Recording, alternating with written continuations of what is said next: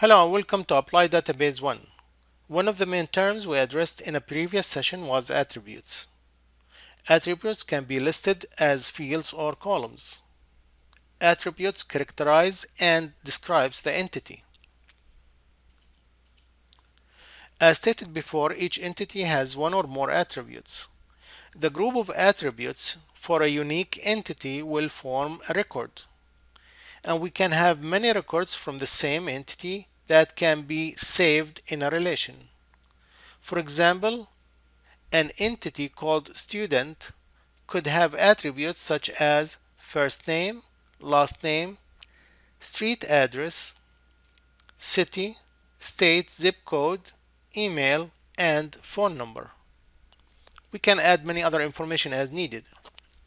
The question is, how can we search and retrieve a record for one student only? Can I use the first name to search for a specific student? For example, if we query about John, I don't think that we can retrieve only one record. Actually, searching by the first name will retrieve hundreds, maybe thousands of records by the first name of John. Can I use first and last name to pull a record? We will still, using the first name, last name, retrieve hundreds of records for students with the same first name and last name. We need to search using an attribute that's unique and can pull only one specific record, an attribute that can determine all associated attributes or information for that specific record. The unique attribute that can pull only one specific record is called an identifier or determinant because it can identify that entity and determine the attributes within it. So we call it identifier or determinant. This identifier or determinant should be unique and can determine other attributes columns in the relation. For example, I can use student email, which should be unique, to pull all the information related to a certain student. Actually, this determinant can be considered as a key that opens the door for other information related to that entity or to that instant in particular. It is considered the main key or the primary key to get to a specific record. A key could be one attribute or a combination of attributes that's used to identify rows in a relation. For example, social security number can be used as a key to access a specific record, especially in the financial world. Social security number is not recommended to be used in other organizations and will be replaced by a unique ID. For example, student ID, employee ID, patient ID, and so on. And the reason for that is the identity theft and the ability to reach to the financial information for that person using the social security number.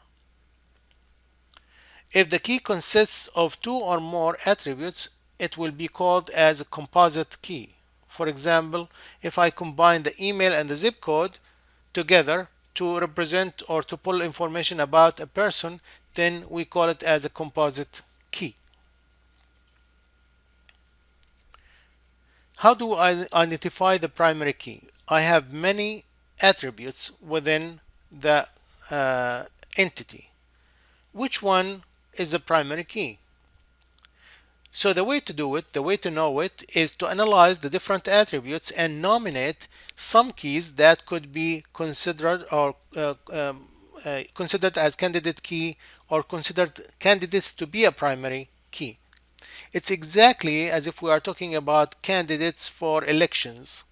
So we nominate, some attributes, and then we take the candidates and see which one can be selected as the primary key or the main key for the relation.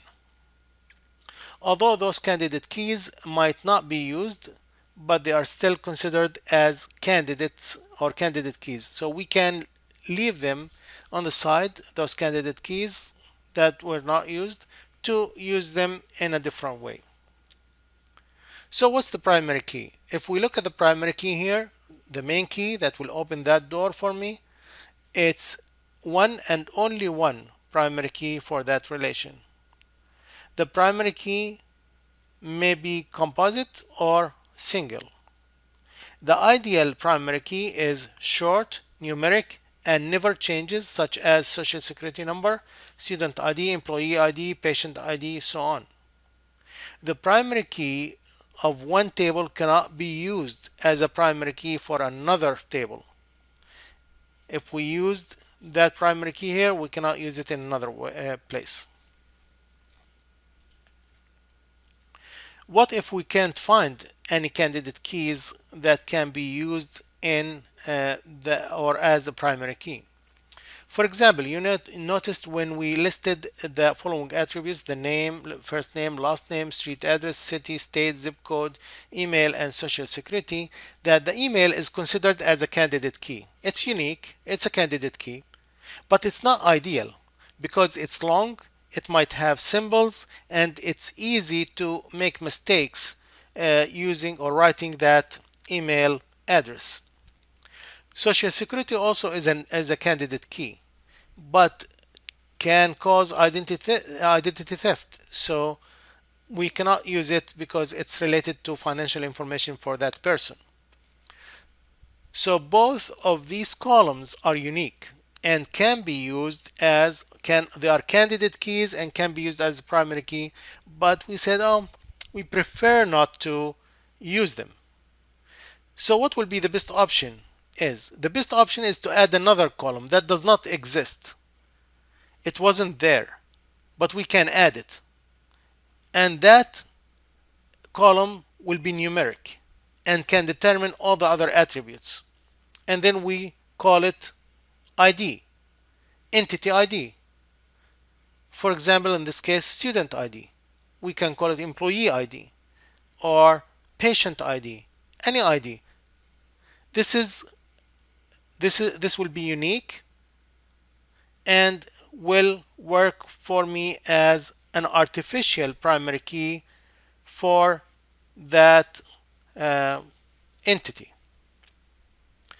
Since it came from outside, it's artificial, it does not exist within the data. I added that, then I will call it a surrogate key. So the additional column that will be considered as artificial primary key is called surrogate key. Surrogate key is a primary key. It's the same. But why did we name it that?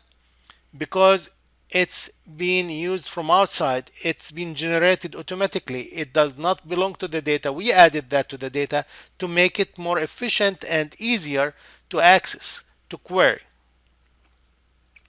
Actually, the surrogate key is being used in most organizations, such as we stated, student ID, employee number, patient number, order number. All these being added does not exist, but we are adding those as surrogate key to make the data more efficient and easier to access. So the primary key now is the surrogate key that I generated on the side.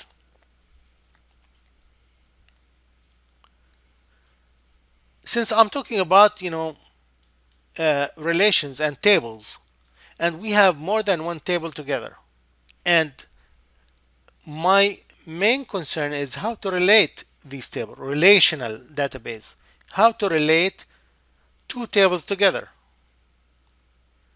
If the primary key of one table is placed in another, it will be considered as a foreign key to that table. The foreign key is used to connect those tables with each other.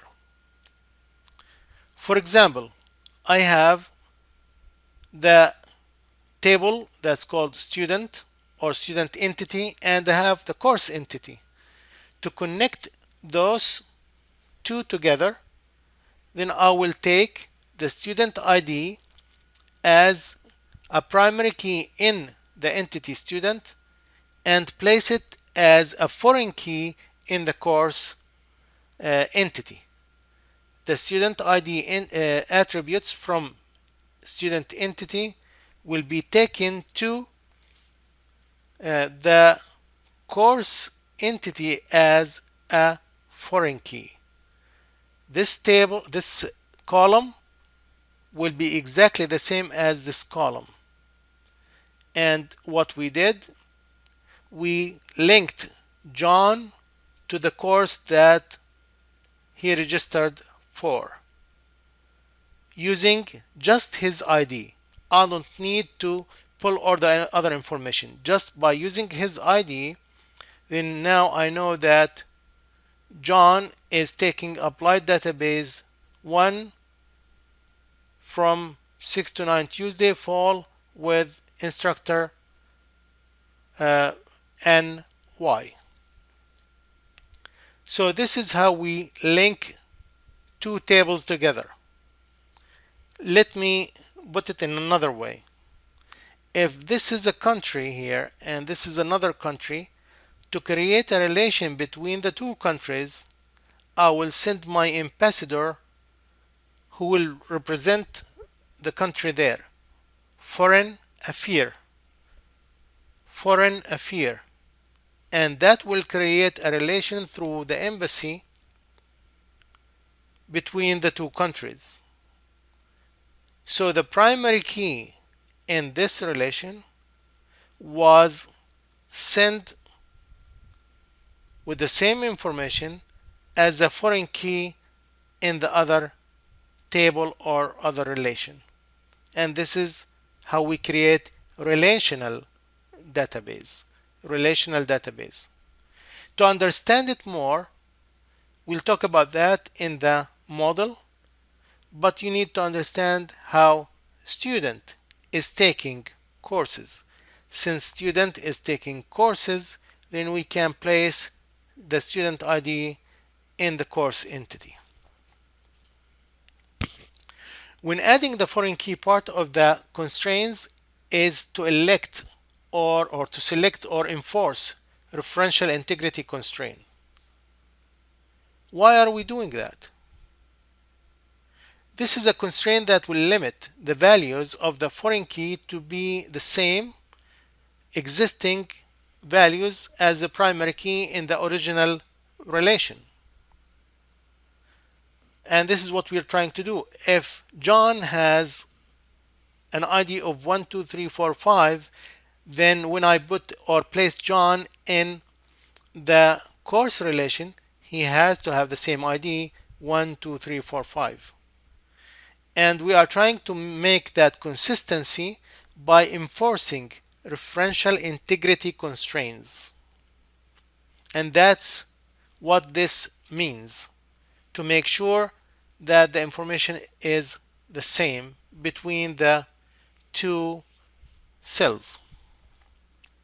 The referential integrity constraints will ensure consistency and accuracy of the database. That will be all for this session. If you have any questions, please feel free to contact me through the provided channels. And again, we will continue about talking about the relational model in the next session. Thank you and have a great day.